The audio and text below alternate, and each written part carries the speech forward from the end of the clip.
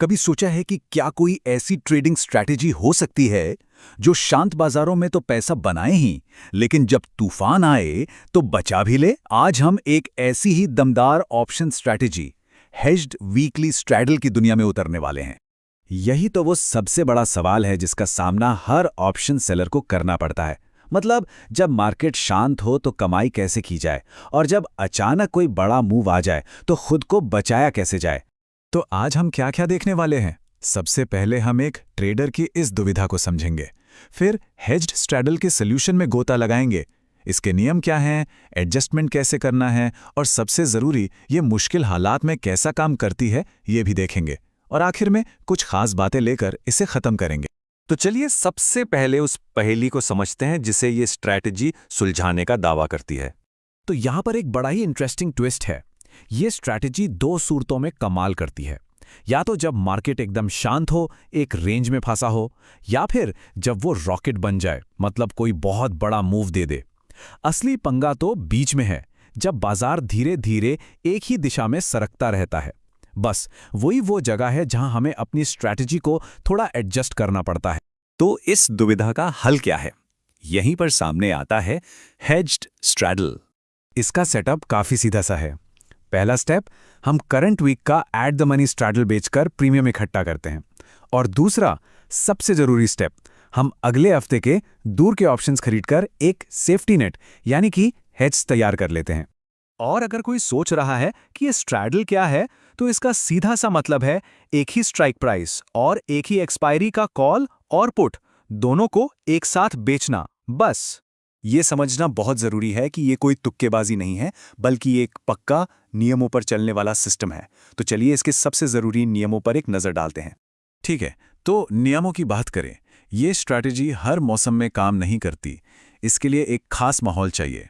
Vicks, जो market के डर को नापता है, वो 11 और 18 के बीच होना चाहिए। इसके लिए करीब 1.2 से 1.5 लाख का मार्जिन भी लगता है। और हाँ, गोल्डन रूल, हमेशा एक्सपायरी से एक दिन पहले ट्रेड से बाहर निकलना है। और हाँ, कुछ और बातें भी ध्यान में रखनी है। जब कोई बड़ी खबर जैसे बजट या कोई पॉलिसी आने वाली हो, तो साइड में बैठना ही समझदारी है। अगर VIX मतलब डर का मीटर अचानक 20 के पार चला जाए, तो अपनी पोजीशन का साइज आधा कर दें।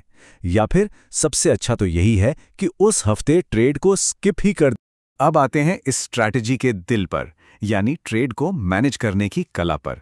एडजस्टमेंट आखिर कैसे और कब करना है, चलिए देखते हैं। सबसे बड़ा, सबसे जरूरी नियम, एक ऐसा नियम जिसे तोड़ना मना है, और वो ये है कि जो हेज वाले लेग्स खरीदे हैं उन्हें हाथ भी नहीं लगाना है। बिल्कुल भी नहीं। ये मुनाफे के लिए नहीं है, ये तो हमारा इंश्योरेंस है। तो बस उन्हें अपना काम करने दीजिए। तो फिर एडजस्टमेंट का सिग्नल कब मिलता है? वो सिग्नल है ये जादुई नंबर 15। तो इस 15 का मतलब क्या है? ये सब डेल्टा का खेल है। डेल्टा बस ये बताता है कि बाजार के हिलने पर ऑप्शन की कीमत कितनी तेजी से बदलती है। तो जब हमारे बेचे गए किसी भी ऑप्शन का डेल्टा 15 से नीचे चला जाए, तो ये एक सिग्नल है। हम उस पोजीशन को बंद करके एक नई पोजीशन बनाते हैं जिसका डेल्टा करीब करीब 40 हो। इससे सब कुछ वापस बैलेंस में आ जाता है। थ्योरी तो ठीक है, पर अब देखते हैं कि असल बाजार के उतार चढ़ाव में, मुश्किल हालातों में ये स्ट्रैटेजी कैसा परफॉर्म करती है। पहला केस देखिए। एक बहुत ही मुश्किल महीना। बाजार पहले 450 पॉइंट ऊपर गया, फिर अचानक 1400 पॉइंट नीचे क्रैश हो गया और फिर 400 पॉइंट की तेजी दिखा दी। सच कहूं तो किसी भी ट्रेडर के लिए एक बुरे सपने जैसा।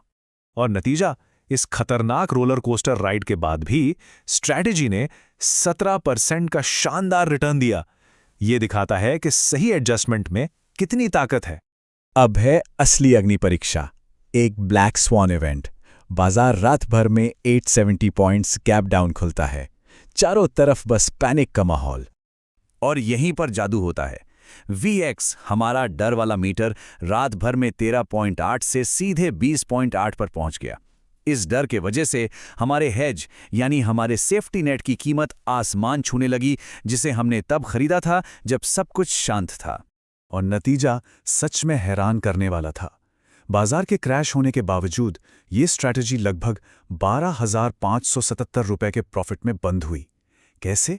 क्योंकि हमारे इंश्योरेंस यानी हेज की बढ़ी हुई कीमत ने बेचे हुए ऑप्शंस के नुकसान से कहीं ज्यादा मुनाफा दे दिया। तो इस पूरी कहानी से हमें क्या सीखने को मिलता है? चलिए इसे कुछ मुख्य पॉइंट्स में समेट लेते हैं। सबसे पहली बात, इस स्ट्रैटेजी का पहला मकसद पैसा कमाना नहीं बल्कि कैपिटल को बचाना है। ये या तो बहुत शांत या फिर बहुत तूफानी बाजारों में सबसे अच्छा काम करती है। इसे लगातार ध्यान और नियमों के हिसाब से एडजस्टमेंट की ज़रूरत होती है। ये कोई लगाओ और भूल जाओ वाली स्कीम बिल्कुल नहीं है। और हाँ, इसे आजमाने से पहले लंबे समय की बैक टेस्टिंग बहुत ज़रूरी है। तो आखिर में सवाल यही बचता है, क्या ये इतना डिसिप्लिन्ड, नियमों पर चलने वाला तरीका हर किसी ट्रेडर के लिए सही है? ये पूरी तरह से किसी के अपने ट्रेडिंग स्टाइल और रिस्क लेने की क्षमता पर निर्भर करता है। और ये एक ऐसा सवाल है जिस पर सोचना बहुत ज़रूरी है।